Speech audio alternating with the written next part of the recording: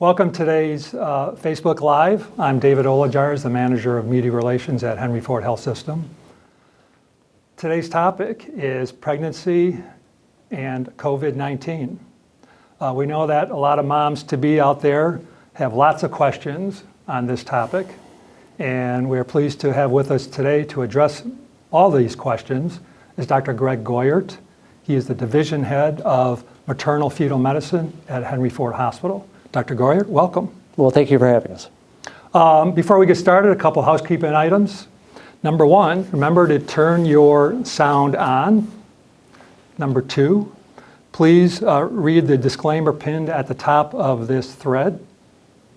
Also, for details and information about our pregnancy and childbirth services, please go to henryford.com/baby. Also, for those who are attending our pediatrics services, we have a mobile unit in our One Ford Place location for checkups for newborns. And a pediatrician conducts exams on the newborns from 9 a.m. to noon, 7 days a week. And again, that's at One Ford Place, which is located 3.5 blocks south of West Grand Boulevard between 2nd and 3rd Streets. With that, Dr. Goyert, let's kind of jump right in here. Okay, good. So what percentage of your patients, Dr. Goyert, have expressed that they're concerned or worried about being pregnant during this time of COVID? Well, of course, all of our patients are concerned. The key, one of the keys though, really is patients express this concern and this worry in different ways. As you can imagine, some patients are very upfront about it, and some patients are very skittish, that they don't want to bring it up. So we meet each of our patients where they are. If they have direct questions, we deal with them directly. If in an interaction a patient doesn't bring it up, then we bring it up to them, because we want to make sure that our patients have heard over and over again the same principles. Wash your hands 10 times a day, stay away from people, stay home. The other thing, with all of the fear involved, justifiably so, and things like that, we tell each of our patients, look, there is no healthcare system on this planet that is better prepared, better positioned to handle this crisis for our patients than the Henry Ford system. And those are just facts. And we tell them, we have very simple goals. We're going to keep you safe, we're going to keep your baby safe, and we're going to keep our team safe. And everything we do for you surrounds those three principles. Is there anything unique about this particular virus, Dr. Goyert? We had Ebola from several years ago. Prior to that, the H1N1 epidemic. How does this one sort of fit into that whole scenario for moms-to-be? As it relates to pregnancy, it's similar to other viral infections, upper respiratory infections, but as everybody has heard over and over again, it's novel. No one has any immunity, and its effects have been devastating for the population at large. Now, are pregnant patients in and of themselves at increased risk to become infected? The answer is no. No, they're not. And the way to keep them uninfected is to wash your hands and stay away from people. Studies aren't really definitive just yet in terms of how the virus might spread, right? Should pregnant women be vigilant about following the latest recommendations to wear a cloth covering or some sort of mask over their mouth and nose when out in public? Like you indicated, Dave, there aren't studies in that regard. The CDC recommends that when the population is out in public to wear a cloth mask. I think those are perfectly reasonable and appropriate precautions for our patients to take. You can avoid all of that by staying home. And certainly doctors are using virtual medicine, virtual care for in talking to your patients, correct? Right. So part of our strategy has been to keep those patients that safely can be out of the system, out of the hospital, out of the office. So how do you do that? And again, the system has been a leader in this regard, along with many other healthcare systems, in terms of the telehealth, telemedicine, virtual visits. And then also, and many of our patients have received phone calls from our team members spacing out, for instance, prenatal visits, or spacing out ultrasound studies, or other studies that commonly occur during pregnancy where it's safe and appropriate. Again, the concept of social distancing is a driving principle behind many of these things. Do you have a sense as to whether more women are asking about home birth? And if so, is that safer than having a baby in the hospital at this time? We haven't gotten a big surge of questions regarding home birth. There's been much written about it in the lay literature. We do not encourage home birth under any circumstances for most patients. There's a lot of research that's been done that demonstrates that the risk to mom, risk to baby is significantly increased for most patients with home births. The COVID epidemic does not change those recommendations. This is a question from John, who says that he has a 20-year-old friend of his who is 7 months pregnant and working in a fast food restaurant. What advice would you have for her? So, for people that are out, that are in the essential workforce, which providing takeout food in today's day and age is. Right. That's an essential job. So the recommendations we have are for all of our patients. Pregnant patients should not be in a workplace where they're exposed to patients that are COVID positive or what we refer to as patients under investigation. So that's the first step. Second step, pregnant patients in the workforce should take those steps of social distancing, masking, because those are the recommendations that have emerged over the last several days, masking and things like that. Be compulsive to a fault about frequently washing your hands, things like that. So you take the same precautions that we recommend for everybody. Is it in and of itself dangerous for a pregnant patient to be in the workforce for an essential job? The answer is no, as long as they're excluded from intentional exposure to COVID positive patients. It's a question from Elizabeth. She asks, can you discuss what needs to be done for COVID positive moms in a second trimester and their potential outcomes? Is there any specific testing or additional ultrasounds or labs that need to be done? The short answer is no. So if we have a pregnant patient in the second trimester who's screened and is COVID positive and does not require hospitalization, so this patient's doing well enough at home that does not need to come into the hospital, then the typical recommendations for supportive care: take Tylenol if you have a fever, lots of hydration, stay away from people. An important point to emphasize there too, though, is, okay, if the pregnant patient is positive, everybody else in her home is at risk, obviously, for COVID. So she needs to self-isolate, and her family members need to think long and hard about whether or not they don't self-isolate as well. And within the home, you can have pods of isolation for her. Now, to the question in terms of does that really change obstetric management, there's about 22 questions embedded in that one. So one question that I think the viewer is asking is there any evidence that the COVID-19 causes birth defects? Based on the information we have currently, the answer is no. Is there any association that we've noted yet with growth restriction, with miscarriage? Based on the information that we have currently, the answer is no. So I think if you put all that together, you stay home, you self-isolate, and take care of yourself in conjunction with your healthcare provider. You pick up the phone and say, what should I do? Your family isolates, and you self-isolate from each other within the home. As it relates to obstetric care in the mid-trimester, there aren't any particular special tests. It's not like screening for the things that we do in the mid-trimester. The way to look at it is you're just going to pause your prenatal care for a period of time until you recover. Okay. This question comes from Pat, and this is probably one of the most frequent questions being asked. Who can visit mom in the hospital? If we're talking about the delivery admission, okay, This is going to depend what part of the country you're in, perhaps what part of the state you're in. The guidelines that we use within the Henry Ford system are one visitor plus or minus, let me rephrase that, a better way to phrase it, one support person plus or minus a doula. So at the outside, two. And again, I think it's really important to emphasize, our goal within the Henry Ford healthcare system is to provide the very best birthing experience for all of our patients. COVID positive, COVID negative. And we do our best to meet that goal each and every day, and we do. We've delivered a substantial number of COVID positive patients.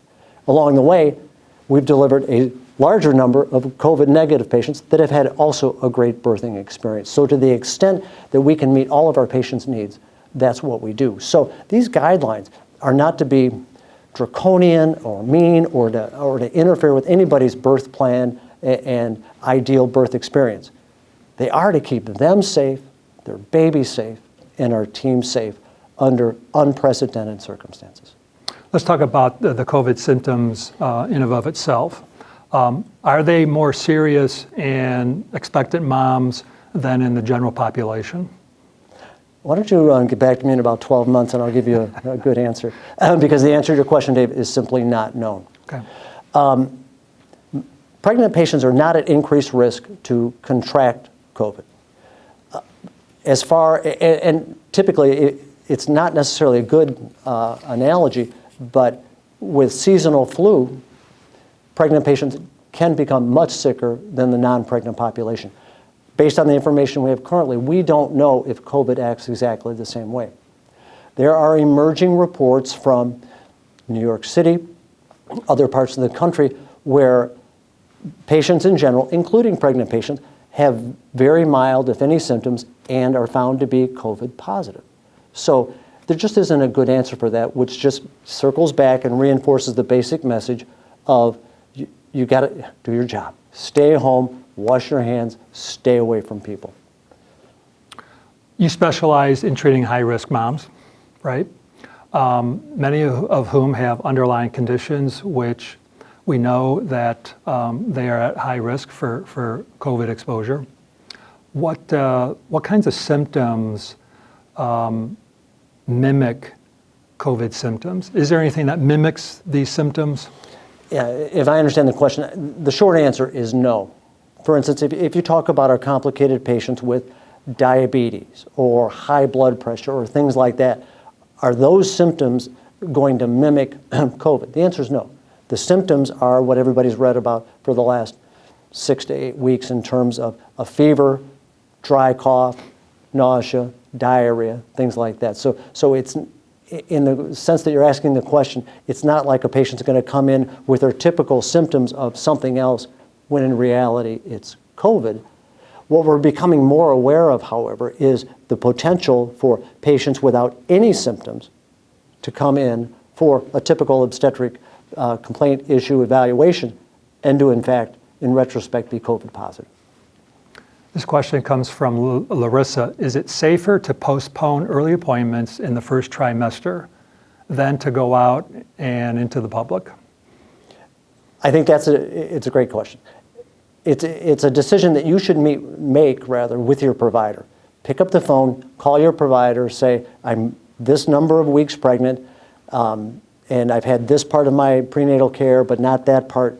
What do you recommend in terms of timing of my visits, location of my visits? Am I a good candidate for a virtual visit like we offer here in the Henry Ford healthcare system, or telehealth or something like that, and be guided by your provider's recommendations. Should they be wearing a mask out in public? Yes. Question from... a cloth mask. Good answer. Question from Kristen. Can a COVID-19 infection in a pregnant woman cause preterm labor or miscarriage? You talked about that earlier. Yeah, a little bit. Based on the information that we have currently, the answer is no. I mean, if we talk in terms of preterm labor to begin with, well, that is such a common issue that we face. Is a COVID-19 infection on top of that, does that increase that risk? The answer is not based on the information, is no, based on the information that we currently have. The question, does COVID-19 infection, has it been demonstrated to lead to an increased risk for miscarriage in the first trimester? The answer, based on current information, is no. A corollary question is, I'm early pregnant, I'm COVID positive, does that increase the risk for birth defects? Much like we talked about Zika virus in the past and things like that. Again, based on current information, subject to change, of course, is that does not seem to be the case either. If a pregnant woman comes in close contact with someone who is confirmed to have COVID-19, what specific steps should she take to ensure that she and her baby stay healthy? The steps are for any exposed patient, and that would be for a period of time to self-quarantine and to monitor yourself for symptoms. In particular, take your temperature 2 times a day. You may want to apprise your healthcare, your OB provider, whether or not that's a physician, a midwife, whatever the case happens to be. But it would make sense to self-quarantine yourself for a period of 7 days if you're exposed to a known COVID positive patient. This is a question from, and I apologize if I don't pronounce your name correctly, China Via. She asks, will I pass antibodies to my baby, or will I have antibodies to pass onto my breast milk to my baby? Okay, so let's deal with the first one. Let's talk about breastfeeding first, and then we can circle back. The best recommendations at this point, well, first, the recommendations vary from healthcare system to healthcare system. Our guidelines clearly state that the best method is to, because we are very pro breastfeeding. Many of our sites are designated as baby-friendly with respect to nursing. Our guidelines say that the best method is expressed breast milk. There are other units that have slightly different variations, different guidelines, but we think again, we're trying to preserve our patients' birth experience, early breastfeeding, things like that, and at the same time, limit the risk of infection for the baby and things like that. Does that change any different if a mom tests positive? I was talking about the COVID positive mom. Okay, all right. Right. Good, okay. Next question. Does coronavirus affect the baby's development in any way? Based on current information, the answer is no. Granted, there's limited data. As a matter of fact, we were on a phone conference this morning with some of the obstetricians in Wuhan to learn from their experience, and we had people from all over the state, including a big presence that was sponsored by Henry Ford and Wayne State University, trying to learn as much as we could from their experience. There does not seem to be currently a direct effect in terms of the ability, for instance, of the placenta to function, to provide enough blood, oxygen, nutrient for the baby and things like that. That currently does not seem to be the case. Okay. We talked about visitation, we talked about breastfeeding. This question comes from Twitter. If a new mom tests positive, will she need to stop skin? Well, skin to skin. Yeah, skin to skin breastfeeding, I'm sorry. Okay. Is pumping and bottle feeding okay if a mom tests positive? Correct. So, in our system, our guidelines are to discourage skin-to-skin contact breastfeeding, which is not to say we're not encouraging breast milk feeding. We are. But to that question's specific point, what we are encouraging is pumping, providing that baby with your breast milk. You are still breastfeeding. But because we're trying to preserve things as best we can, we have to make certain accommodations to decrease the risk of the baby becoming COVID positive as well. And like all healthcare workers in the hospital, you and your staff are wearing the proper PPE, correct? Absolutely. And that consists of what? It depends on the clinical circumstance. Okay. Currently at Henry Ford Hospital, all employees are masked.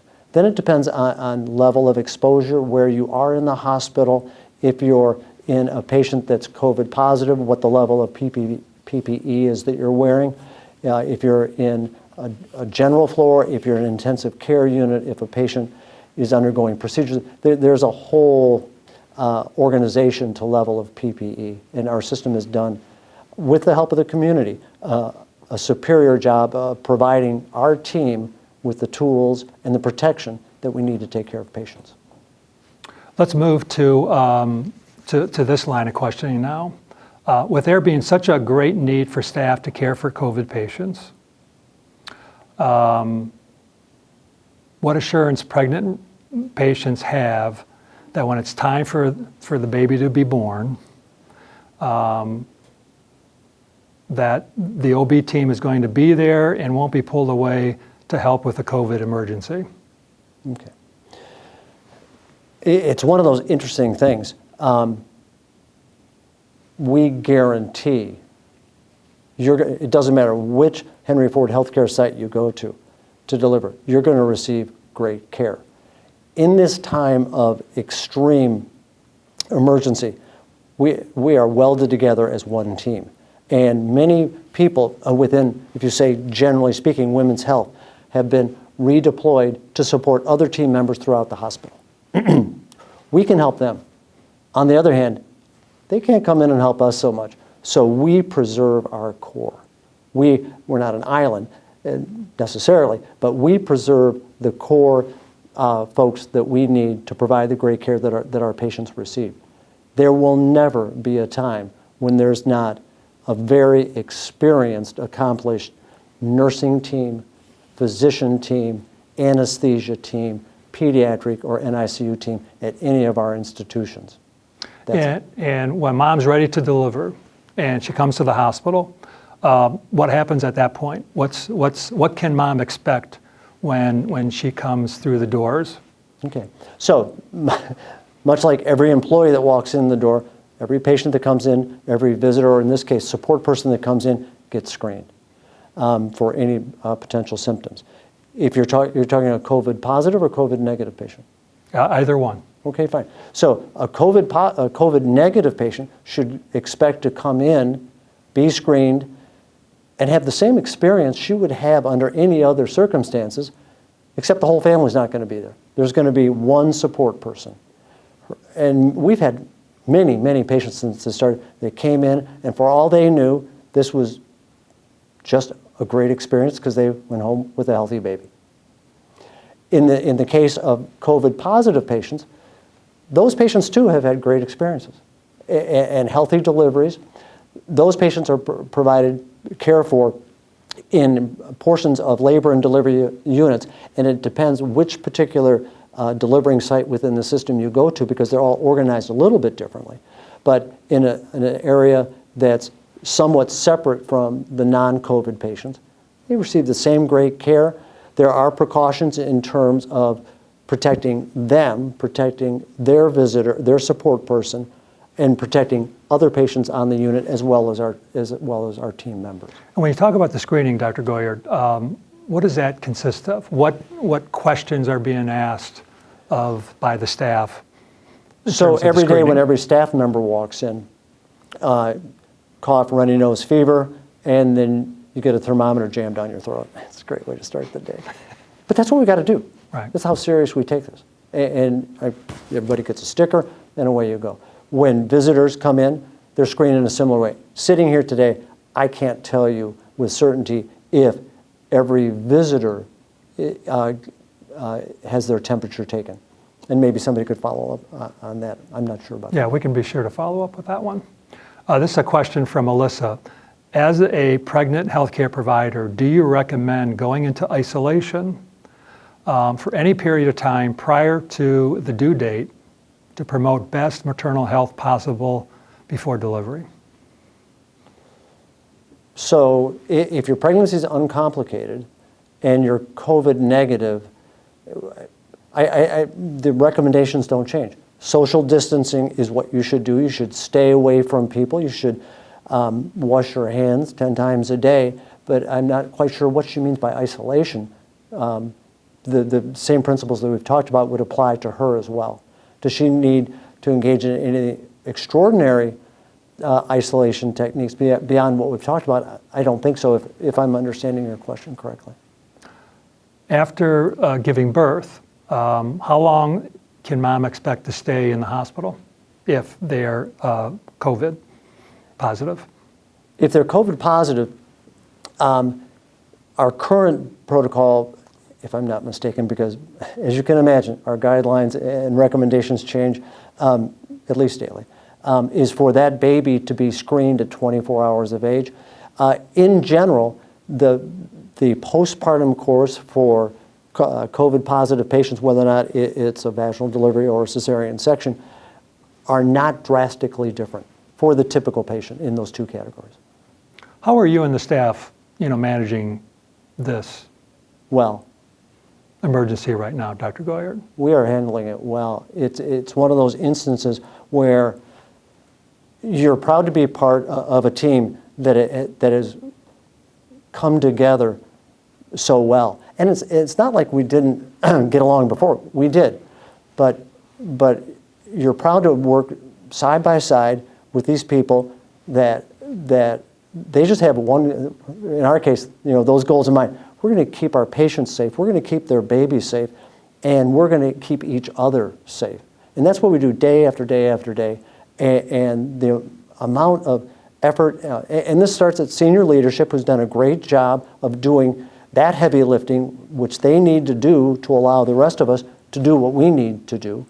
Can't say enough about the environmental staff, the support teams, the nurses. It should go without saying, unfortunately it does, the mountain of work that they do and the risks that they place themselves at hour by hour, day by day. It's a testament fundamentally to their professionalism and to their humanity. And the providers and physicians, the teams that are assembled within those walls across the street, we have towers of ICUs. Those people have big brains now more than ever, and they've got big hearts, and they're in it to win it, and that's what we're going to do. This question comes from Aaron, goes to what we were talking about earlier in terms of the visitation aspect. If my baby needs to go to the NICU, right, can her dad and I visit with her? In general, I give no advice regarding what our rules are, much less the NICU's rules. That said, it's my understanding currently that for babies in the NICU where they receive fantastic care, it's one visitor at a time. Okay. With COVID spreading, how important is it for pregnant moms to have a support person back home, just in case, when she needs to go to the hospital? Bringing a new baby home is a challenge in any era, COVID or non-COVID. So depending on her COVID status, are you talking about a COVID positive patient or COVID negative patient? Again, either one. Well, if you're COVID negative, generally speaking, your loved ones can't, nor should they, travel a distance to be there at the time of delivery. Now's not the time for them to be there, given the risks involved in and of itself with travel. So the more support that you can have from family members that live with you, just the better off you're going to be, regardless of COVID status, but especially now. Any crucial steps that mom should take after the baby is born to continue to protect her baby from COVID, even after the stay at a home shelter, if eventually, once the shelter at home is lifted? Oh, I would not want to. I wouldn't want to hazard a guess. That's some weeks in the future, and I think we need to know where we are as a local community, what this COVID looks like 2, 4, 8 weeks down the road before somebody can give you good advice in that regard. But if you have questions like that, pick up the phone. In this case, call your pediatric provider and rely on their good recommendations. From a personal note, Dr. Goyer, how are you managing this on your end? Sleeping well? How has sort of your life changed, if any, during this public health emergency?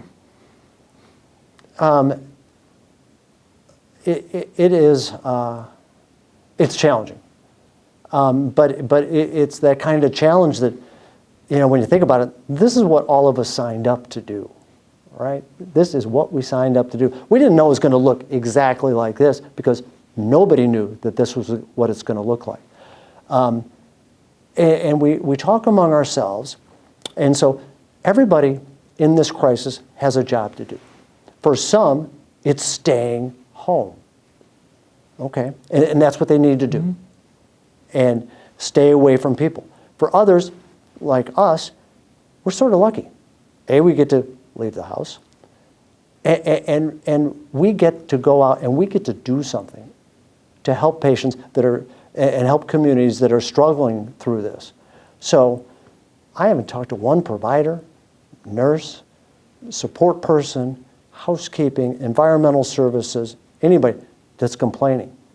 We're doing important work, and when we stop and think about it, we're privileged to be able to do that important work. This is a question from Emily. She asks, so it's going to be difficult for many new moms to not have the help they were anticipating prior to this pandemic due to the stay-at-home order. Mm-hmm. Furthermore, to not be able to introduce their newborn to their family and friends, right? Any advice for them?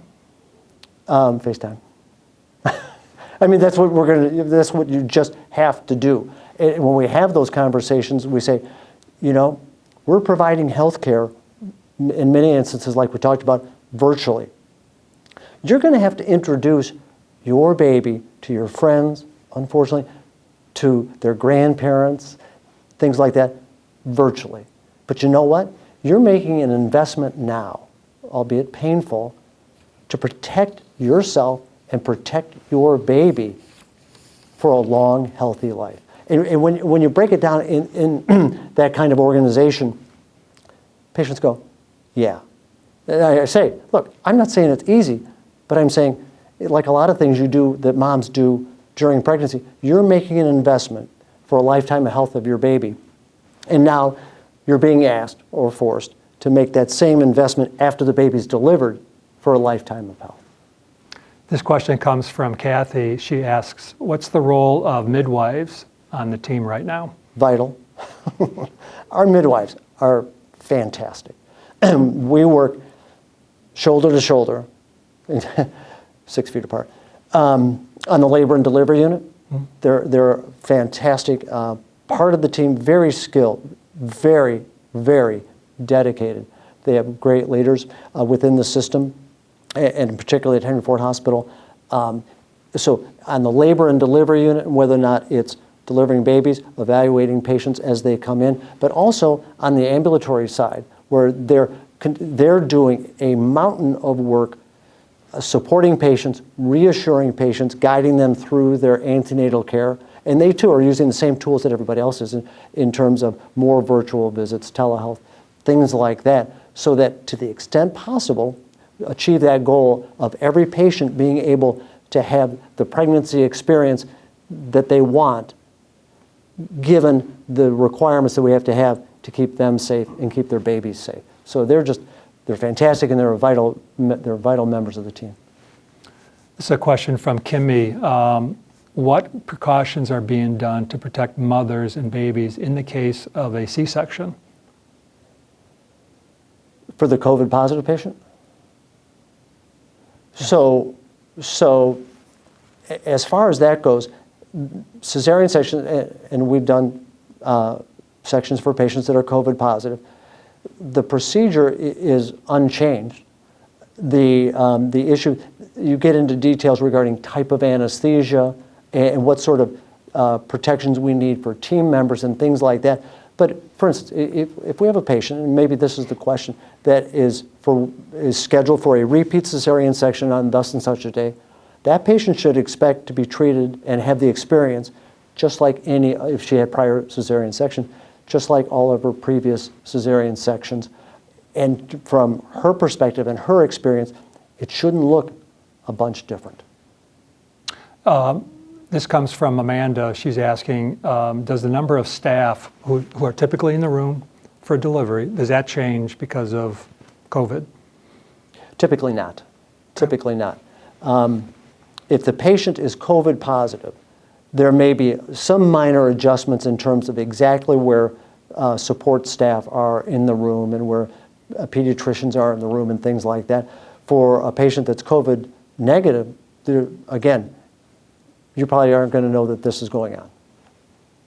This question is from Abby. Any suggestions for a third trimester pregnant woman who's working on the front lines in healthcare and who's taking care of potential positive patients? Well, the guidelines that we use, the recommendations that we have for our patients, they're the same guidelines that the Henry Ford Healthcare System pregnant patients follow, is that patients that are pregnant should not be intentionally, because sometimes you're exposed and you don't know that the patient is COVID positive, but should not be intentionally exposed to COVID positive patients or patients under investigation. Those are the current guidelines that are pretty widely adopted. This is a question from Tony. Are babies being tested for COVID-19 after birth, or are they waiting for symptoms to develop before you do that? Those guidelines and recommendations are changing, like many of these things, changing rapidly.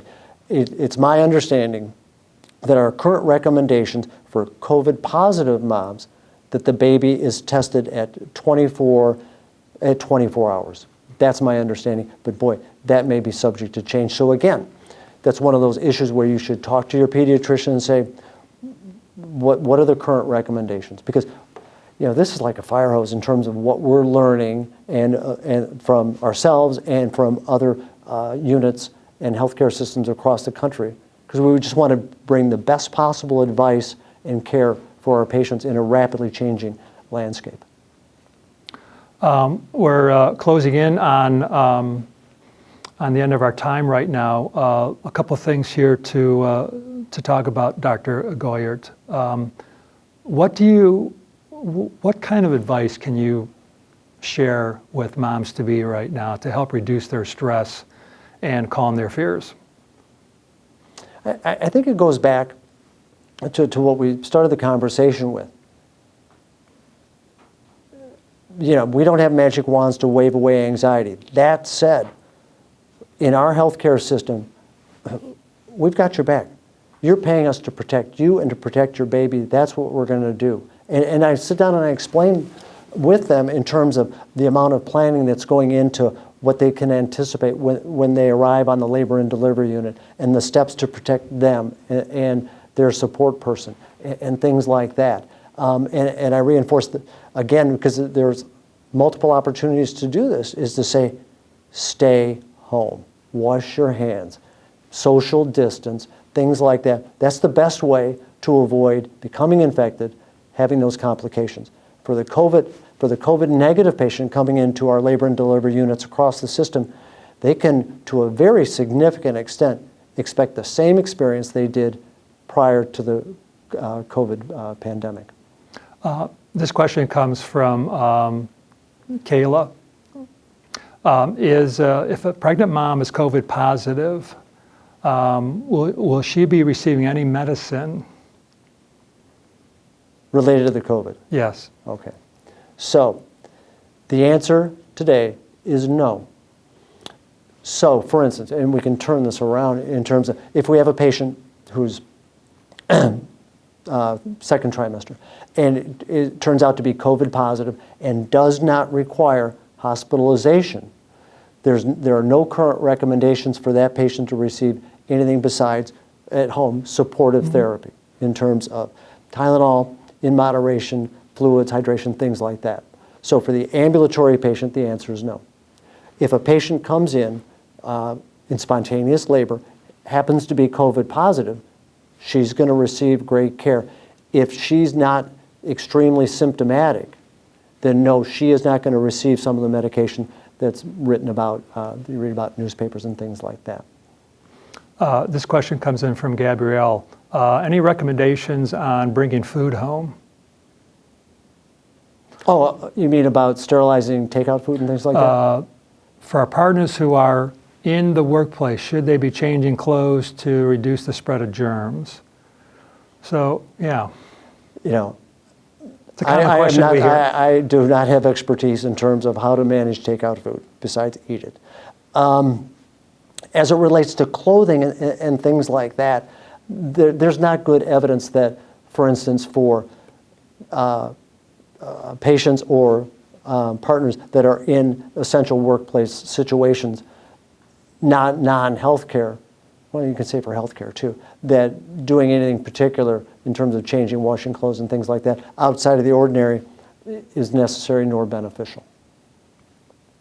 So on a lighter note, with sheltering in place and couples spending more time together, do you expect that there will be a baby boom Right. sometime in December? Yeah. Who knows? We'll check back.